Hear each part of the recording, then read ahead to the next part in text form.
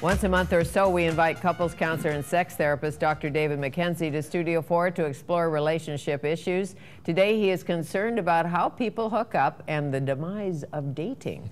It is my pleasure to welcome Dr. David McKenzie back to Studio 4 to tell us more. Good morning.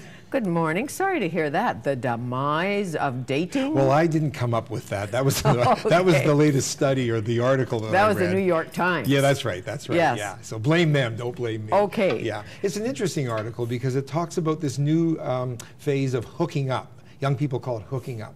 And it's more of a broad social network in which it's not forced to have one-on-one dating. If you don't have a date, you're a loser. It's kind of a social network. And then from that, people will couple off and get together with each other. It serves men better than it serves girls because it ends up meeting more male needs, sexual needs, whereas women, girls want to more tend to a relationship. Okay, so what you're saying is boy meets girl. Yeah. They have sex? No, they don't have sex right Immediately away. or No, not? they don't. No, they, Okay. hey, come on, hang out with my group, and so let's hook up and let's meet. And then out of that, they'll determine in that social group, is this a guy I can relate to? In some ways, it's very good. It's very safe for girls because you've got all that protection. Right. And nobody's under pressure to perform, you know. But So the gang hangs out. the gang hangs really? out. Yeah. So you always have a date even though it's not your boyfriend. Exactly. I mean, when you and I were going to school, the pressure was on. You had to have a date and, you know, one-on-one. But now it's different. Right. If you didn't get a date to the prom, alas, alack. Exactly. Yes. But you were such a loser. Right. But in the hooking up, if someone doesn't have a date to the prom, they'll pair off and say, "Oh, I'll go with you to the prom." There's not this heavy pressure to boyfriend, girlfriend. You know. Okay. So what does that mean about sex and commitment? Like, are these hooker-uppers committed or not? Yeah. No, they're not really committed at first. It's much more casual, and that's why I say it tends to serve male needs more than female needs. The male needs are much more casual usually in the early stages, whereas female needs tend to want to. Well, and many females, I don't know about young females, but older females think, if you sleep with me, you like me. Yeah, or you know, yeah, right. I mean, or maybe you're I'll sleep interested with you in to me. make you like me. Perhaps, but once we've done that, Yeah. you're obviously interested in me. Maybe you even love me. Yeah, I don't think that having sex means the same thing as it did when you and I were younger. Well, we weren't supposed to have sex. Don't you remember till we got married? We were all virgins. That's right. We were. Right. I was. But the thing is that having sex now is more part of the social networking. It doesn't carry the heaviness that it used to carry. Well, during the sexual revolution, it started to go away. Certainly, you could have a friend with benefits. You could have a friend in your life who you adored and you slept with, but you so didn't want to marry. Yes. Well, I mean, the advent of the pill, the third wave of feminism, has changed everything. So. Where does it go from here? Well, it's interesting. You hook up. You really like someone. Right. When do you go on a date? Well, you go on a date out of that social network. And so you'll say, well, let's, we're meeting together. How about hooking up Wednesday night and we'll go out for a coffee or see a movie or something like that. So they start to pair off that way. I see. Now, it's interesting, the new Pew research supported by Match.com studied 5,200 singles.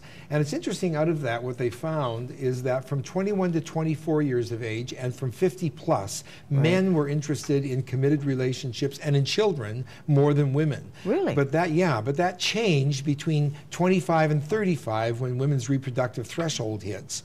Now they are more interested in commitment and children at that age. Well, because baby clock ticking for the woman, and we can only have babies for so long. That's right. Did you know that? Unless you're Sarah from the Old Testament, you can have a baby at 90. Well, perhaps, but not too many 60-year-olds are pregnant. That's right. That's true. That's right. So, what about 40-year-olds, 50-year-olds, 60-year-olds dating? Are they dating like we used to date, like waiting for the phone to ring, waiting for somebody to ask you out, or has that all changed too? Well, don't forget, in that age group, that's where we are, and they come from a much more traditional base. But they are freeing up. One of the interesting things that's come up, and it's a side note, is that STD transmission is rising amongst seniors because they're not realizing they need to have safer sex, right, because they're still from the 1970s and 60s. And so, right, when men wouldn't wear a condom. That's right. And women didn't care. So it shows you that seniors, from those 40 years of age, I guess they wouldn't consider themselves seniors, from 50 and up, there's still very active dating going on. Sure. Thank goodness. There's not the hooking up as there are in younger people. It's more the one-on-one dates. They'll meet at certain events, or parents without partners, this kind of thing. Well, it takes the jealousy out of it, doesn't it? It does. Because there was a day when if you were seen with someone's boyfriend, exactly, alas, alack. Yeah. Not anymore. Yeah. I know it with my own children. They hang in a gang, and they're committed to a person, but they can hang out with others. And the male can hang out with a female that's not his. Yeah. Or I think that's what they say. Well, no, I think they've truly found what friendship is, whereas I think ours was much more sexualized.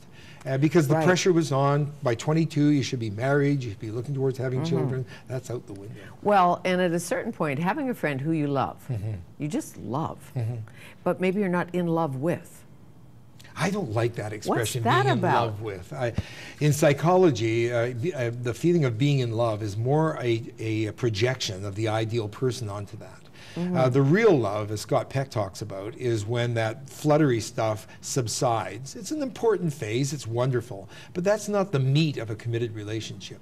That's, as the Greeks call it, philios, friendship. And that's when you get to know each other, you sink your roots into a deep common history, you conflict. That's where the real love is. When you have an intense connection. Yes. And often you don't know why, but that can be immediate. Oh, absolutely. In fact, I think I was on a show where a study was done out of Syracuse, and you can fall in love within 1/5 of a second. Really? So, yeah, I think I fell in love with my wife in 1/5 of a second. But it felt like it. She didn't fall in love with me in 1/5 of a second. Really? But, yeah, but that doesn't matter. We love you each other. You worked at it, did you? Exactly. But the whole sense of being in love, I mean, the Greeks call it eros. That's not just sexual passion. That's that deep sense of connection. And yeah, not everybody experiences that, and yet they have good marriages. So they're not, are you saying they're not having sex, they're just deeply connected? No, they are having sex, sure, yeah. Okay, what about sex before marriage? Yeah, okay, I got to talk about this. Before commitment. Do you think it makes a relationship better, worse? No. Doesn't matter. A study came out, and it said that couples who avoid sex before marriage will have a better relationship and longer relationship. They won't divorce as much. Well, that got onto the air. Where they have no sex, abstain before marriage. Do they kiss? Yeah, they just don't do it. Well, let me finish this. Okay. And so, anyways, that went on my professional listserv, where the major researchers in the world are on that listserv. Well, they looked at this study and said that the data is 20 to 30 years old. I mean, people's view of marriage and so forth 20 years ago is radically different than today. And so a new study actually was put on my listserv that showed that actually premarital, whatever premarital sex means, is it premarital or pre-ceremonial?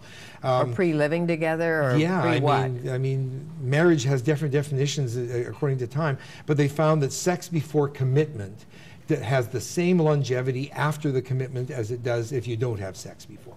So sex the study before commitment has the same longevity. Yeah.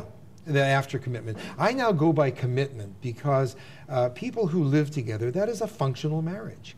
You can't say to somebody who lives with somebody for 5 years and madly in love and even has children that, no, that's just common law. And no, that is a functional marriage. Sure. So I always ask a couple, when did you cohabit? Because in the early church, actually, there was no such thing as a marriage ceremony. A couple would live together and the priest would bless it. Right. Whereas all the canon law and marriage of the church came in the Middle Ages, when the average age was 35. If you had a crappy marriage, just say, hang on, brother, heaven's right around the corner. Okay, and if you let the state marry you, then you have to get unmarried if you don't like each other. That's right. So you avoid that. That's right. But there's common law, you know, of course, and that's common marriage. law and family law and all of that, so you still get half the house. If you're lucky. Yes, you do. Of course, that all works, but it's just interesting how things change and shifted dramatically. Yeah, and the male-female shift. I know most of my friends would certainly not marry, I shouldn't say this, I'm confessing, not marry anybody they hadn't slept with. Yes. Just wouldn't consider it. Of course. Yeah. You know? Yeah. Yeah. And of all the couples I see, wow, even when I was a priest and giving pre-marriage counseling, I think I can count on less than one hand the hundreds of couples I've seen who haven't had sex. Really? Yeah. Hundreds, yeah. Yeah. Probably. Yeah, probably thousands, yes, thousands. Yeah. Who haven't had? Yeah, oh, yeah. No, who have had. Who have Everyone's had Oh, sex, good. except for about 5 that I've come across that haven't. Yes. True virgins. Well, that's interesting. Nice to see you, Always, as always. Fanny. Thank you. Dr. David McKenzie, a couples counselor and a sex therapist. Coming up, he is passionate about and committed to handcrafting classic gelato and sorbetto. Stay with us for some cold treats full of interesting flavors.